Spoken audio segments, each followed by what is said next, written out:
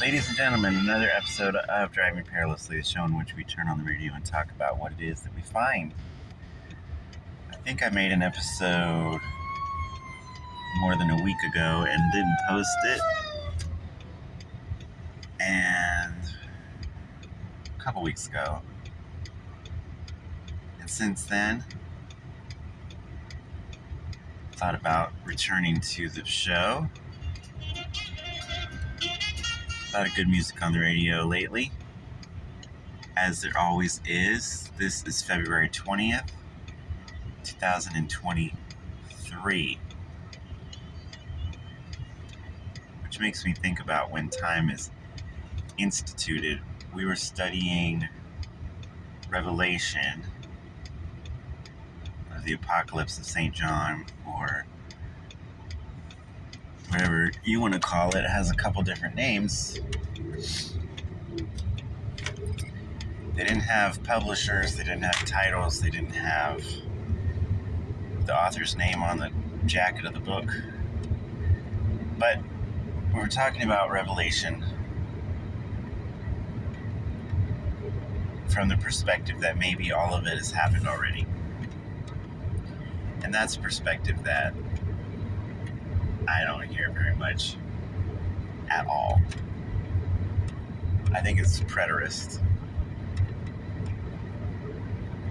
If you want to study Revelation, you've got a lot of Googling to do and a lot of terms. But that point of view is that John had a vision of things that were going to happen soon. And they think it was just after the reign of Nero, who persecuted a lot of Christians, and during the reign of Domitian, I think, who persecuted more Christians, and that most of the things in the book of Revelation have come to pass. And it's a letter to 7 churches. And it really is to those churches, not to future churches. So one way to look at those 7 churches is that they are 7 agents of the last days. And if one follows that point of view, then everybody always thinks they're in the last stage. But if 8,000 more years go by, we'll look back and label them differently so that we could be in the last age. The idea that everything will end quickly is an important one in Christianity that has been emphasized and de-emphasized.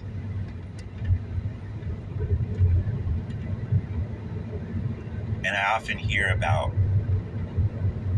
what other people call cults, who have set an end date, and then the parishioners have sold everything they've had, and then they're left destitute. And I'm like, what?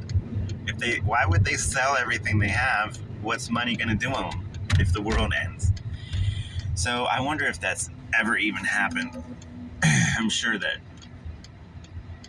maybe some people gave their farms away, but they wouldn't trade them for money if they didn't think money was going to be any good in a week. Anyway, was that ever a big problem in American society? In the burned over portions of upper New York where the Oneida community was, the Mormon guy found his golden tablets and his special spectacles, and people thought the world was going to end. To me, it's a balance between preparing for the future and doing the right thing today. We all know, whether we believe in any revelation from God at all, we all know that our time can end at any time. So for us personally, the end of the world can happen today, or any day. But when people think it's the whole world that's going to end, of course, they act a little differently. Lemmings Over the Cliff. Apparently, the Lemmings Over the Cliff came from one movie where the director needed some dramatic footage, and lemmings don't ever do that. And that may be the case with the ends of the world that have come and gone.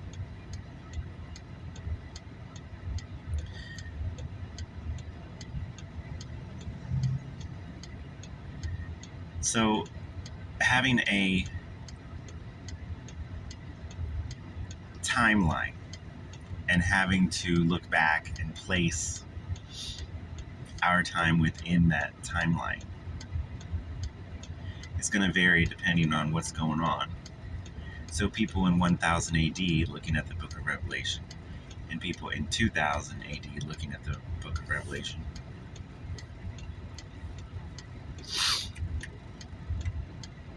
You're going to have different perspectives.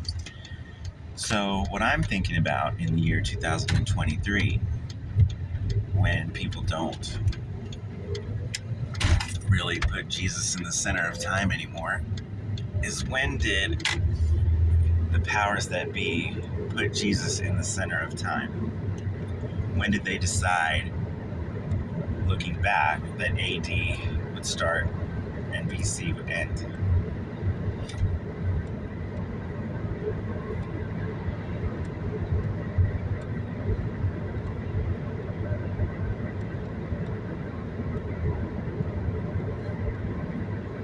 We've got all these legacies from our Roman calendar, and we've got these legacies from our Germanic days of the week,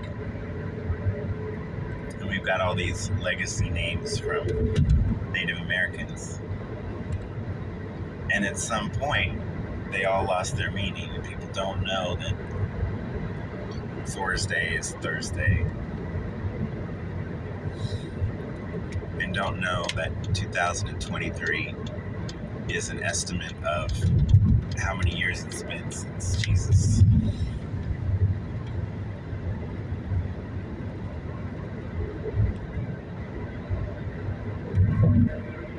So the one that I can't wrap my head around is the days of the week.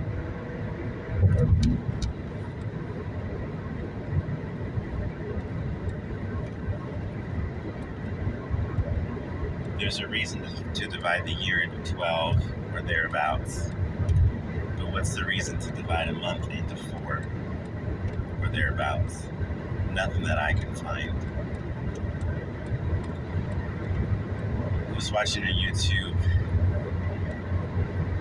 presentation by the creationists. And the creationists, these particular creationists, I'm sure there's lots of different ways to interpret it. After all, the whole Western society used to be creationist, so obviously some still are. But he was talking about the importance of the 6 days of the week of creation, and that they were days, 24-hour periods.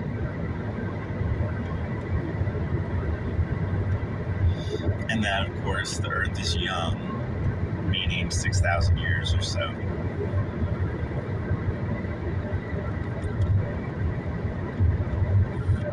And I suppose, due to his systematic way of thinking, he's got everything worked out as to when the dinosaurs were, and when the flood was, and when this and that. And to him, it makes sense. Whether I would make sense of it or not, I have absolutely no idea. But he was talking about how the 6 literal days of creation and then a day of rest, the institution of the Sabbath, the institution of the 7 days of the week, is the main foundation that's been lost, and it's why people can't build upon that foundation.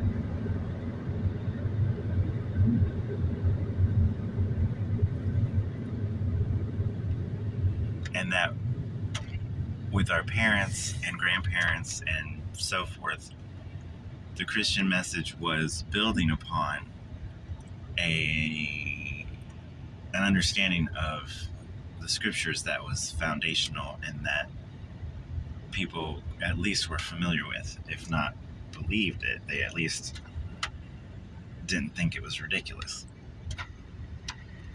And by giving ground on the 7 days or 6 days, we lost the whole grip on society.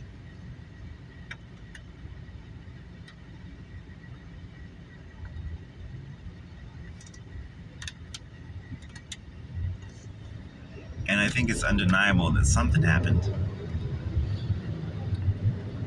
And I saw the fruits of it, but something happened before that led to this breakdown of what was an understanding of society for 1,000 years or so, maybe 1,500 years or so.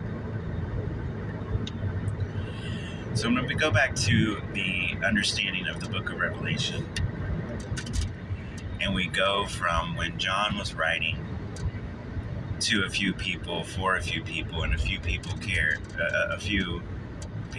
what he was writing, to 2,000 years later when millions of people are reading it.